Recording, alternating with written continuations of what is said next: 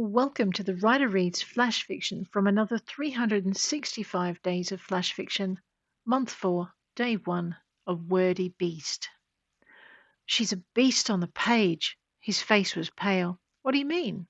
I mean, she's the nicest person you'll ever meet, but what she writes. Laney's mouth worked nervously. Such thoughts I'd credit only to a beast. A beast? Not a monster?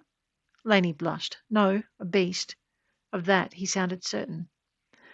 It makes you wonder if she's a beast anywhere else. Don't even go there, boss. That's not something you have any need to know. Laney shook his head and shrugged. I guess. Seriously, boss, I mean it. Fine. Laney sighed. She sure is pretty, though. You need to visit a bar, boss. Plenty of ladies there looking for a nice guy. And a bar? They've got to look somewhere. Laney smiled. Yeah? Well, some of us need an early night and all. Sure, boss. You go. I'll finish up here and see you in the morning.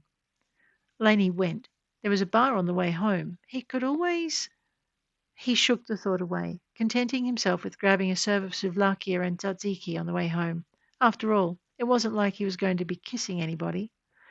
He sighed again, least of all a certain sexy author who'd wormed her way into his brain. Just thinking of her had him smelling her perfume, lilac and freesias with just a hint of lemon. Laney stifled another sigh. What was it with him? No one had ever gotten to him this badly. A beast, am I? Her purring contralto shattered the silence of his front garden, her warm presence doing the same for his calm. And you'd like to know if it's more than just on the page? Laney froze, his fingers locking around the key as her breath lifted the hair on the back of his neck, and her lips brushed the sensitive flesh above his collar. Why don't you invite me in and find out? Fee, Laney swallowed, his throat suddenly dry.